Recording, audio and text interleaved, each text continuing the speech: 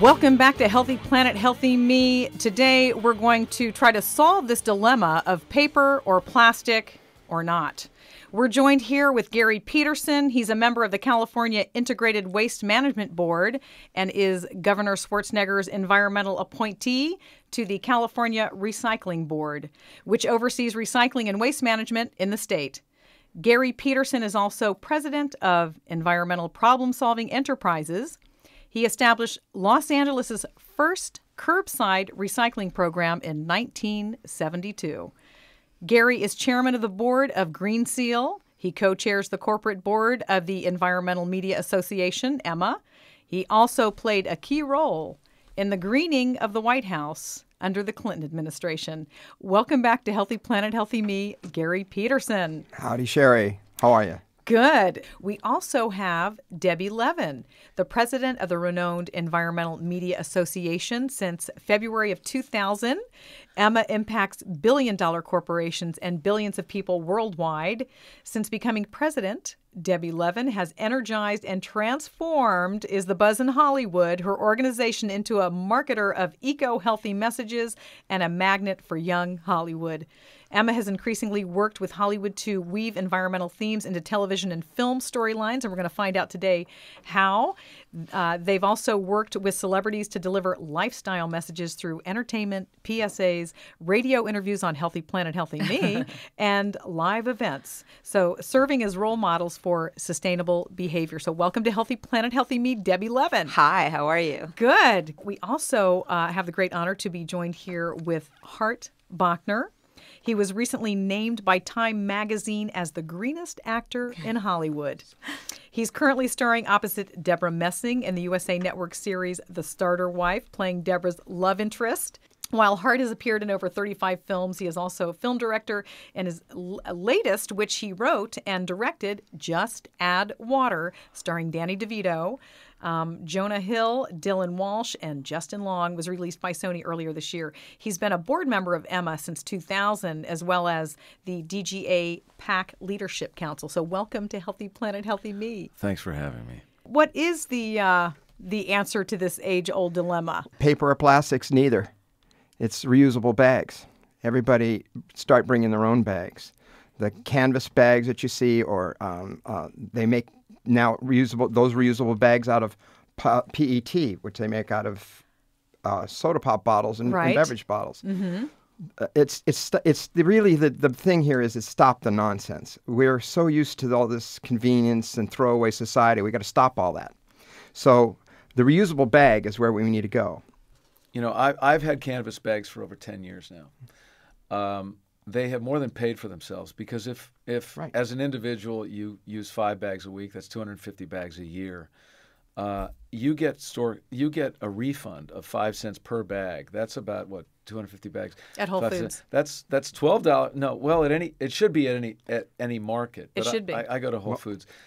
And Trader Joe's does it as well. So that's $12.50 a year that you're putting back in your pocket. There's going to be quite a bit of legislation introduced this next session on this issue, bags and litter and things like that. Well, it's also every time you ask for a plastic bag, you're putting money in the oil company's pockets. You know, Good point. People don't realize that. It's also so easy and so much easier to use canvas bags and renewable bags. You know, I have the same group of all mushed in together of bags that sit in my house for years. Mushed bags. Mushed bags. Okay. I have a lot of mushed bags. And I also have a husband that doesn't really like to do this. Yes, we have to talk about this guy? Yes. We can't talk about him right now. But please, I'm going to call INS on him, okay? He's Canadian. I want him out of here. And I have canvas bags everywhere. I've got them in the back seat of my car, in the laundry room. They're just everywhere. And they're just, I use them at the drugstore. I use them when I go, like if I know that I'm going shopping for clothes. And if you go to a lot of boutiques these days, they will give you a canvas bag. Mm-hmm. And because it's great advertising for them, because you're going to then take that for years potentially everywhere. Well, just to chime in on the reusable bag note, it costs the state of California $25 million annually to landfill discarded plastic bags. Also, public agencies in California spend more than $300 million annually in litter cleanup. Now, Southern California cities have spent more than $1.7 billion to restore clean water in trashed waterways such as rivers and lakes. Right. And cities and recyclers spend enormous amounts removing plastic bags from other recyclable materials at the facility. Plastic bags jam machinery and add to the manual labor costs of recycling. So this is just to name a few. Maybe you want to mention a couple of the laws and things that have passed. There was a law passed last year, AB 2449, where they require that grocers take back the plastic sacks and that they recycle them. Now, this is a drop-off program, and the problem I see with this, because I've been doing recycling for 35 years, is that when you have a drop-off program like that, it's not used very well, and it's just people forget their bags or whatever. It's recovering less than 5% of the bags. Yeah. What some municipalities are doing is outright bans on the bags because it's part of the litter stream, or they're in the coastal zones and they're tired of cleaning the stuff up. I believe Malibu has. Yes, and different jurisdictions are doing different things. But I think you got to go back to the thing we did 35 years ago in recycling. When we first started talking about it, people thought we were crazy, but everybody should be recycling. Now, as we evolve, hopefully as a species, maybe, we can start thinking about, well, let's reuse. We don't need to just recycle. It's the reuse part that we got to start getting to, and that's durable goods that are used over and over again. Tell us about December 18th and the significance. Everybody knows about that one. Okay, 1, 2, 3. Everyone, let's say it together. A day without a bag. All right. Let's not have everybody uses reusables. That's what we should be doing. Okay, and that's Heal the Bay. Right. Is putting that on. Debbie, do you know anything about this? Do you want to tell us about it? What are we supposed to do? Of course, I love Heal the Bay. So I'm helping them, of course, do what else? Get celebrities to attend. Right. So these are the kinds of things that we do to cross-market media, work with Emma and the entertainment industry and the state all teaming together to get the right kind of messages out and educate people about what's happening and the right things to do and things to watch out for.